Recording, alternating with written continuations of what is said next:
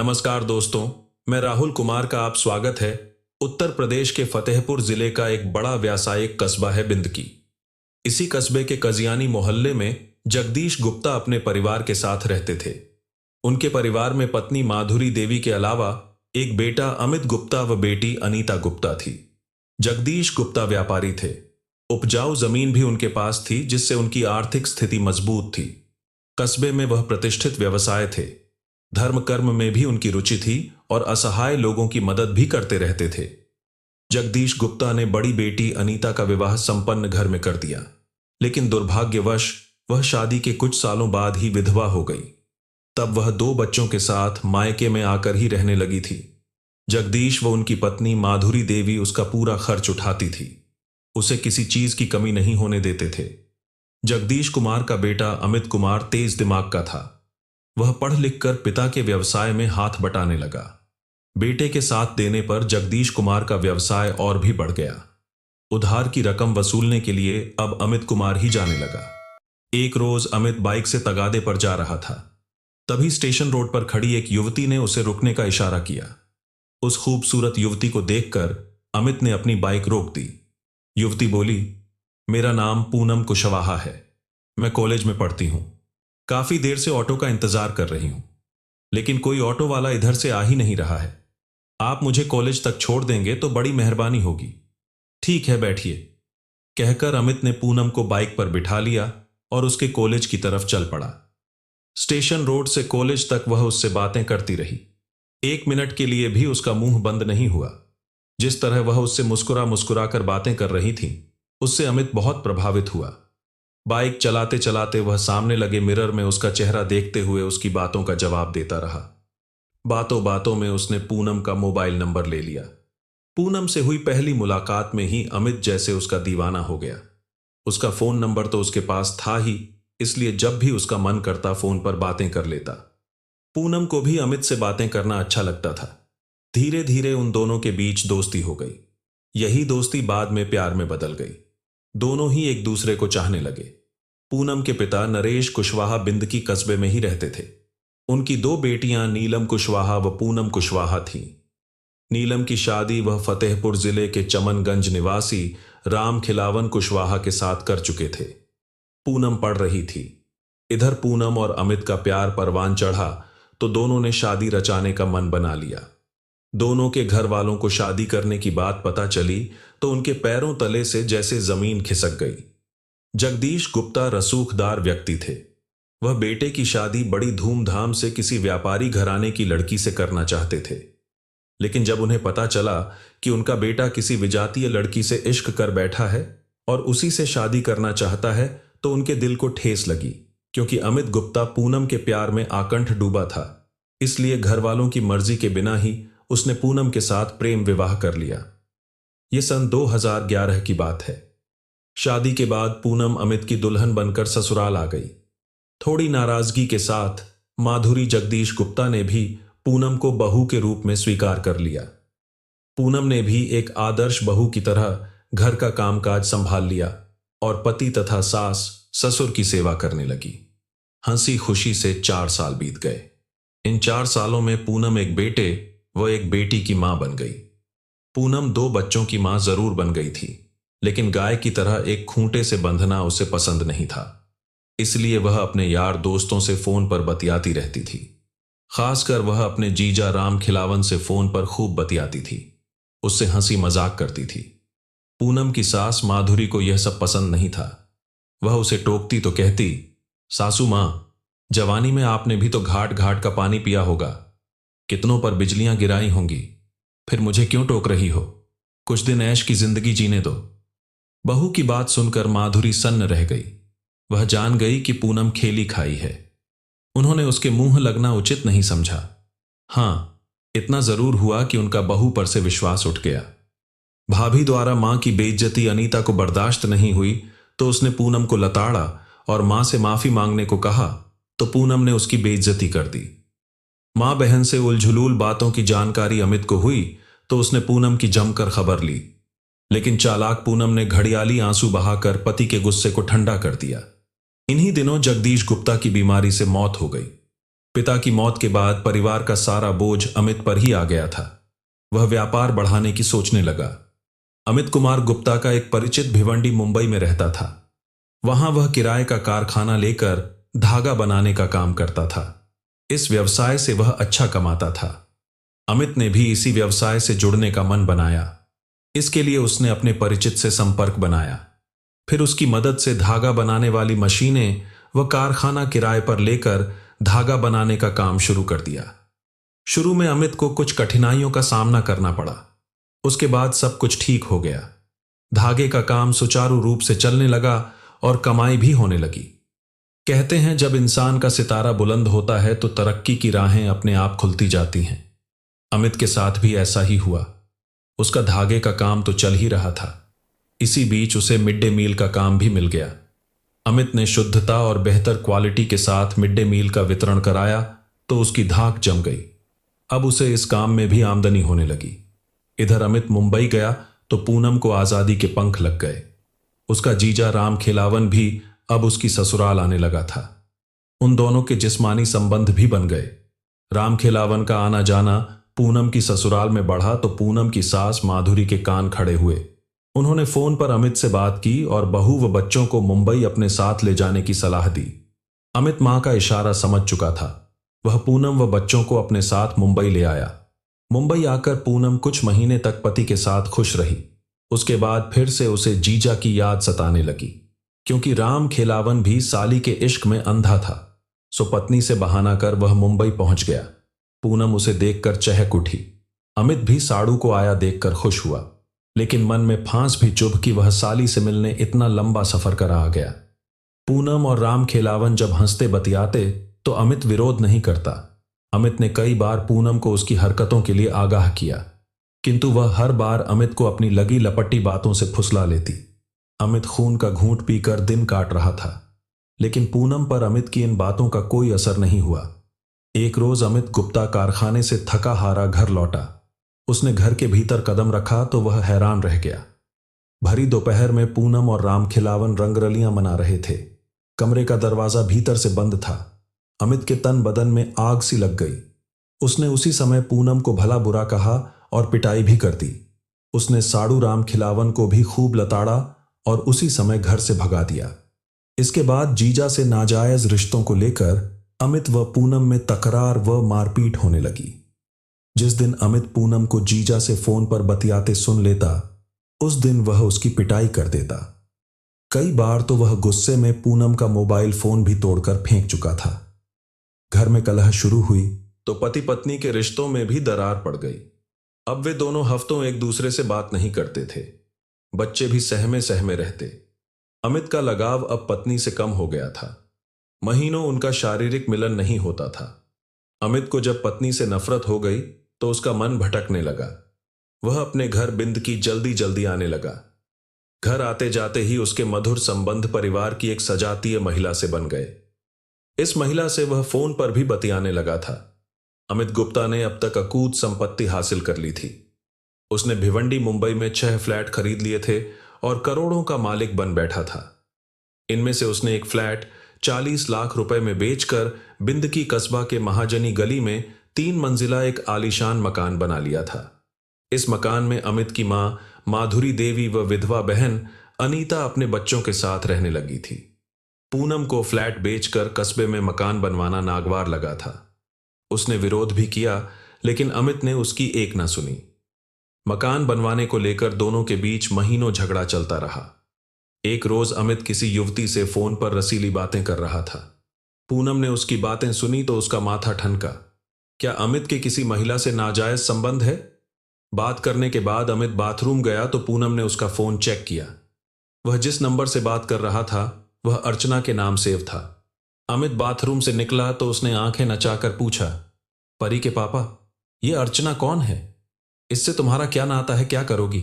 जानकर है कोई जिससे मैं अपनी बात कह लेता हूं? खैर छोड़ो, तुम बताओ, तुम्हें क्या परेशानी है? मैं तुम्हारी पत्नी हूं। मुझे पूरा हक है यह जानने का कि मेरी सौतन बनने की कौन कोशिश कर रही है। क्या तुम पति धर्म निभा रही हो? अमित ने व्यंग कसा। तुम्हारे बच्चों की देखभाल कर रही हूं, उन्हें पढ़ा लिखा रही हूं। यह पति धर्म नहीं तो और क्या है?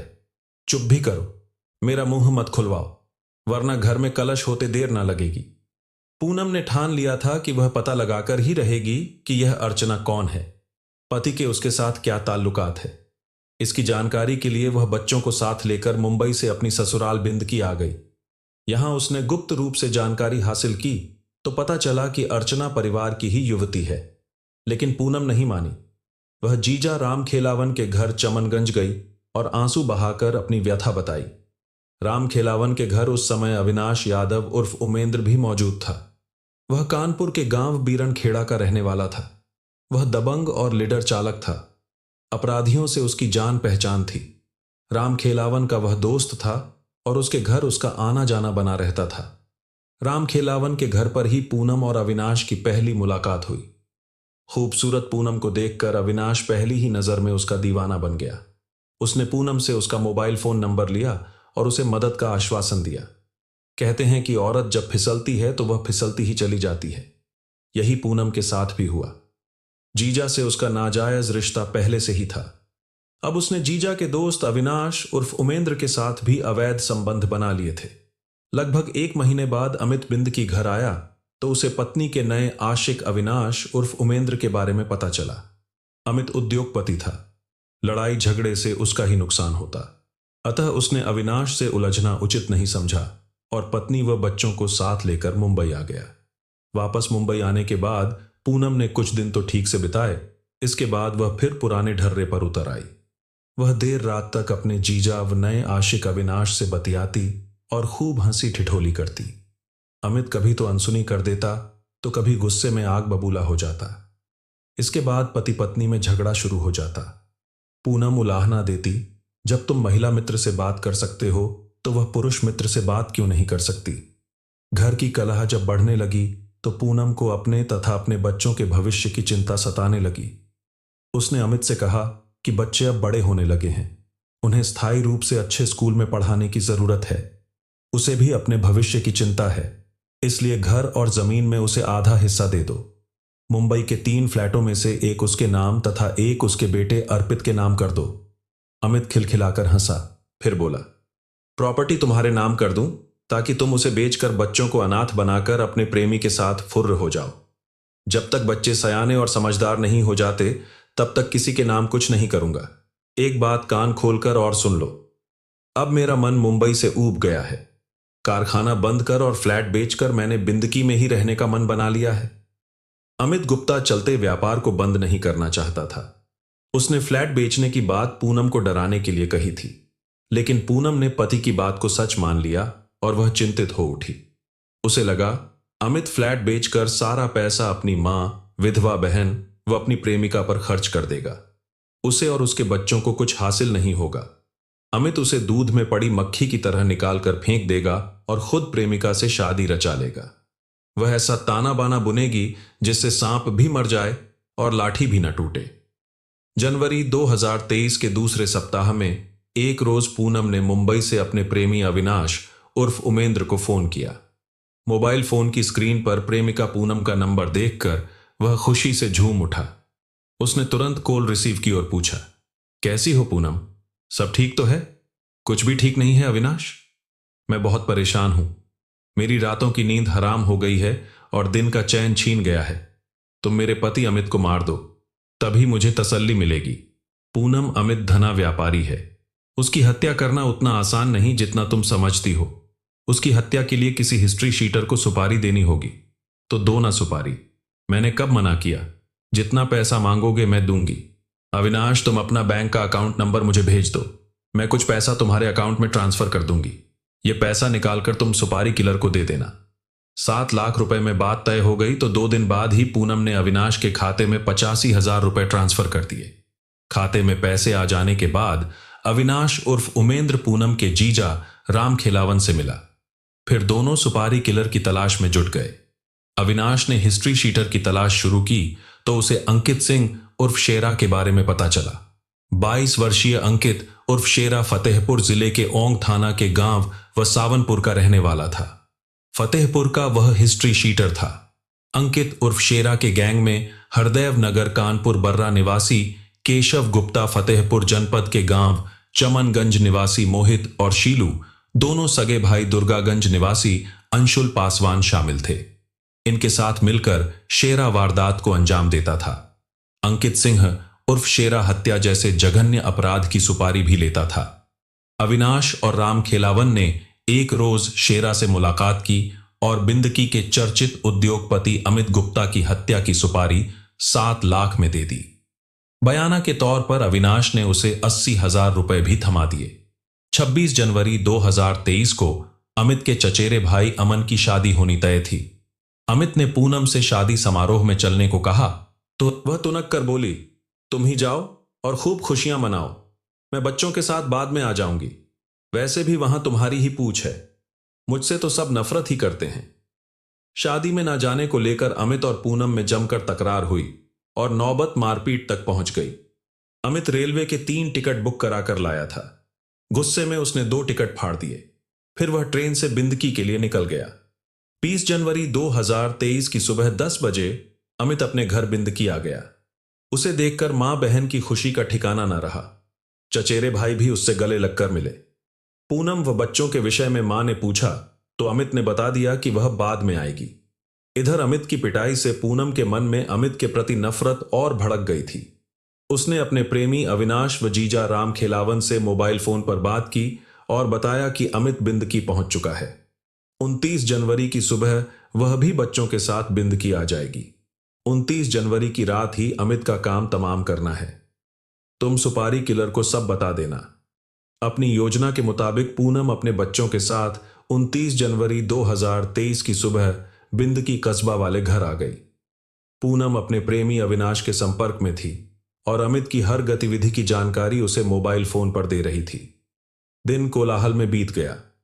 रात 8 बजे पूनम ने पति अमित व बच्चों के साथ खाना खाया।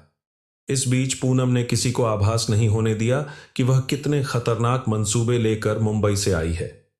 खाना खाने के बाद पूनम मकान की दूसरी मंजिल पर पहुंची। वहां एक कमरे में उसने 10 वर्षीय बेटे व 8 वर्षीय बेटी को लिटा दिया तथा दूसरे कमरे में पूनम अमित के साथ लेट गई। कुछ देर बाद अमित तो खर्राटे मारकर सो गया, लेकिन पूनम की आंखों से नींद कोसों दूर थी। पूनम फोन पर अविनाश के संपर्क में थी। रात 12 बजे के बाद शेरा अपने साथी केशव, मोहित, शीलू व अंशुल के साथ लॉडर पर सवार होकर आ गए और अमित के घर के आसपास छिप गए। अविनाश व राम खेलावन पहले ही बाइक से पहुंच गए थे और रेकी कर रहे थे। रात 1 बजे पूनम दूसरी मंजिल से उतरकर नीचे आई। उसने मुख्य दरवाजा धीरे से खोलकर अपने जीजा राम खेलावन व प्रेमी अविनाश को घर के अंदर कर लिया। अविनाश ने फोन कर सुपारी किलर अंकित उर्फ शेरा तथा उसके साथियों को भी घर के अंदर बुला लिया। फिर सधे कदमों से सभी दूसरी मंजिल पर पहुंच गए, जहां अमित गहरी नींद में सो रहा था। अंकित सिंह उर्फ शेरा ने अपने बैग से लोहे का छोटा संबल निकाला और अमित के सिर पर भरपूर वार किया। अमित चीख ना सके, इसलिए मोहित, अंशुल ने उसका मुंह दबोच लिया और शीलू तथा अविनाश ने पैर दबोच लिए। पूनम पति की छाती पर सवार हो गई। शेरा ने जहां अमित के सिर पर कई प्रहार किए, वहीं केशव ने नुकीली चीज से अमित का गला छेद डाला। अमित कुछ देर तड़पा, उसके बाद ठंडा हो गया। अमित की हत्या के बाद शेरा और उसके साथी तो फरार हो गए, लेकिन पूनम का जीजा व प्रेमी अविनाश कुछ देर तक कमरे में रुके रहे। उन्होंने पूनम के हाथ रस्सी से बांधे, फिर दरवाजे की कुंडी बाहर से लगाकर वे दोनों भी फरार हो गए। सुबह 4 बजे पूनम जोर जोर से चीखने लगी और दरवाजा पीटने लगी। उसकी आवाज सुनकर सास माधुरी देवी व ननद अनीता पूनम के कमरे के बाहर पहुंची। दरवाजे की कुंडी बाहर से लगी थी। कुंडी खोलकर दोनों कमरे के अंदर पहुंची तो उनके मुंह से चीख निकल गई। सामने पलंग पर अमित की लाश खून से लथपथ पड़ी थी। माधुरी ने बहू के हाथ से रस्सी खोली और पूछा, अमित की हत्या किसने की? पूनम रोते हुए बोली, सासू मां, मुझे पता नहीं कि उनकी हत्या किसने की। कुछ लोग आए, उन्होंने इनके सिर पर वार कर मार डाला। विरोध करने पर उन्होंने मेरे हाथ बांध दिए और दरवाजे की कुंडी बाहर से बंद कर फरार हो गए। अमित का शव देखकर मां पछाड़े मारकर रो पड़ी। दूसरे कमरे में सो रहे बच्चे सुरक्षित थे। सुबह का उजाला फैलते ही अमित की हत्या की खबर जंगल की आग की तरह पूरे बिंदकी कस्बे में फैल गई। कुछ देर में वहां भीड़ जुट गई। थाना बिंदकी पुलिस को खबर लगी तो एसएचओ शमशेर बहादुर सिंह भारी पुलिस बल के साथ महाजनी गली में अमित गुप्ता के मकान पर पहुंच गए। उनकी सूचना पर कुछ ही देर बाद एसपी राजेश कुमार सिंह व सीओ परशुराम भी आ गए। उन्होंने घटनास्थल का बारीकी से निरीक्षण किया और मृतक की मां व पत्नी से पूछताछ की। घटनास्थल पर मृतक का ममेरा भाई अभय मौजूद था।